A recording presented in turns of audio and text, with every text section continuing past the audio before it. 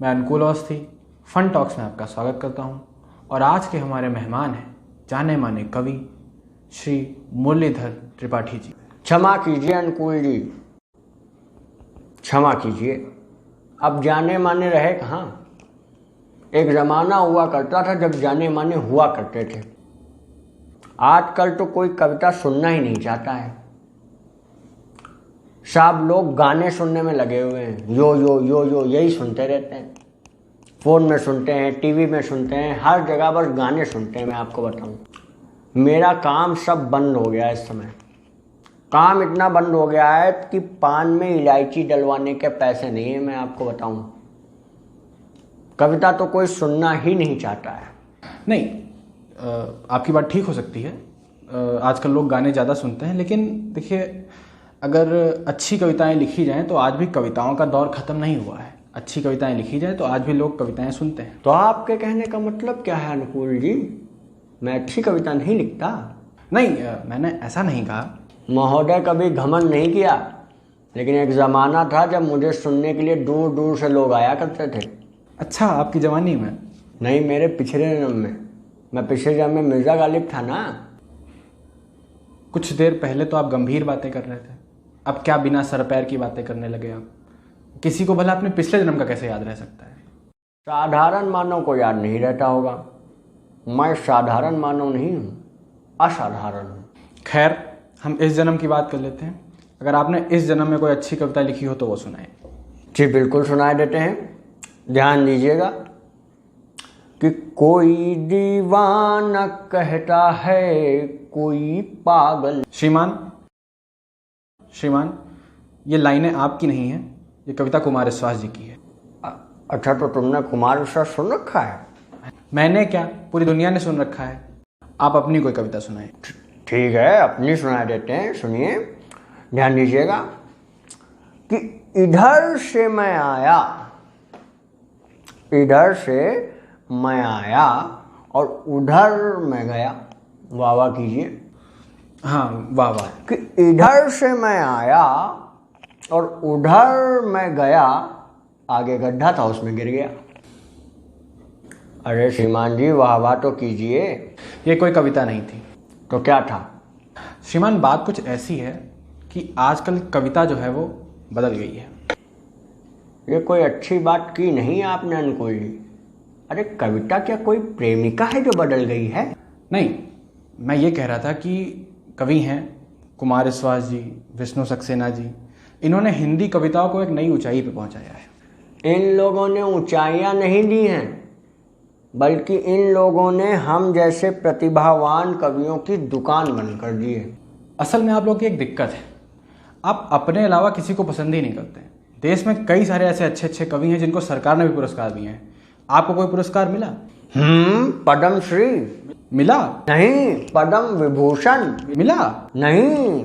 तो पद्म विभूषण क्यों नहीं मिला आपको? पद्म विभूषण तो तब मिले जब मुझे कवि सम्मेलन में बुलाए। जब अपनी कविता सुनाने का मौका ही नहीं मिलेगा तो पद्म विभूषण कैसे मिलेगा, बताइए आप मुझे। तो आप कवि सम्मेलन में जाया करें। जाएं कैसे, कोई बुलाता ही नहीं है।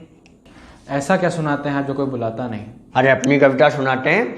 इधर से मैं आया और उधर। हाँ हाँ, ये तो अभी सुनी थी, आप गड्ढे में गिर गए। अरे नहीं नहीं, ये नई है।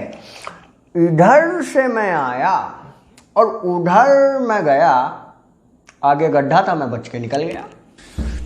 ये नई है? बिल्कुल नहीं है। और देखिए, उसमें गड्ढे में मैं गिर गया था, इसमें तो बच के निकल गया हूं। नहीं तो है। इतनी वाहियात कविता क्यों लिखते हैं आप? कविता इसलिए खराब लिखते हैं क्योंकि लिखनी नहीं आती। नहीं आती कि हारमोनियम बजाने नहीं आता। आपका कोई रिश्तेदार पाकिस्तान में रहता है क्या? नहीं श्रीमान, हमारे रिश्तेदार सारे इंसान हैं, गधे नहीं हैं। अच्छा खैर, जाने दीजिए। जब आपको कविता लिखनी नहीं आती तो आप कविता लिखनी छोड़ क्यों नहीं देते? वास्तविकता में ये कवि होना मेरी मजबूरी है। मजबूरी क्या है इसमें? मजबूरी है मेरे दादाजी। मेरे दादाजी ने मरते वक्त सिर्फ एक ही लाइन बोली थी कि बेटा मुरलीधर, तुम सिर्फ कवि बनना। तो बस वही बात मान रहे हैं। अच्छा, तो दादाजी आपके मंच पर जाकर कविता सुनाया करते होंगे? नहीं, दादी जी को देखते रहते थे, यही काम था उनका। दिन भर कमरे में घुसे रहते थे और दादी जी को देखते रहते थे। परिणाम ये हुआ कि हमारे पिताजी 8 भाई और 6 बहनें हैं।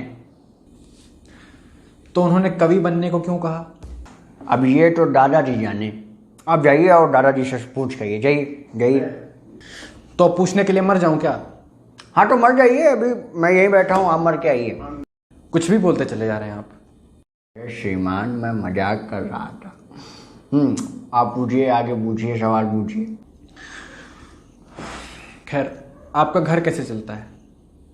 दादाजी दौलत छोड़ के गए थे, कवि बनने को कह के गए थे और दौलत सारी छोड़ के गए थे। वो जानते थे कवि में कमाई तो होगी नहीं। देखिए, दौलत एक दिन खत्म हो जाएगी, आप कोई काम धंधा क्यों नहीं कर लेते? क्या बात कर रहे हैं श्रीमान? और दादाजी जो आखिरी वक्त में कह के गए थे वो छोड़ दें, दूसरा धंधा करने लगे। देखिए श्रीमान, जो दादाजी आपके दौलत छोड़ के मरे हैं, वो दौलत जिस दिन ख़त्म हो जाएगी उसके बाद आप अपना घर कैसे चलाएंगे? कवि वाला धंधा तो चल नहीं रहा आपका। पता नहीं। कोई काम करना अगर पसंद करें आप तो मैं दिलवा सकता हूँ। क्या काम दिलवाएंगे आप? क्या करना आता है आपको, आप बताइए। कविता लिखना आता है? खैर, वो तो नहीं आता आपको। हाँ, उसके अलावा कुछ करेंगे आप? टीचर बन सकते हैं आप, टीचर बनेंगे? टीचर मतलब अध्यापक? हाँ, बन जाएंगे। एक काम करिए, बनारस हिंदू विश्वविद्यालय में हिंदी का हेड अध्यापक बनवा दीजिए मुझे। आपका दिमाग तो सही है, वो बनने के लिए डिग्री चाहिए, काबिलियत चाहिए, आपके पास दोनों नहीं है।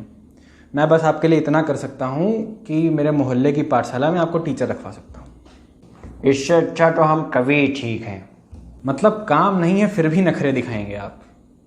हमारे दादाजी भी यही किया करते थे, काम धंधा कुछ नहीं करते थे, लेकिन दादी पे रौब दिन भर झाड़ते थे और नखरे भी दिखाते थे। आप और आपके दादाजी। खैर, मैंने तो आपको अच्छी सलाह दी थी, बाकी आपकी मर्जी। किसी ने तुम्हारी माँ को अच्छी सलाह दी होती तो तुम पैदा नहीं होते। तमीज से बात कीजिए। अरे श्रीमान जी, मजाक कर रहे थे भाई। तो ये थे हमारे आज के मेहमान कवि मुरलीधर जी। अब मैं आपसे विदा लेता हूँ, फिर मिलेंगे नए एपिसोड में नए मेहमान के साथ। तब तक के लिए नमस्कार।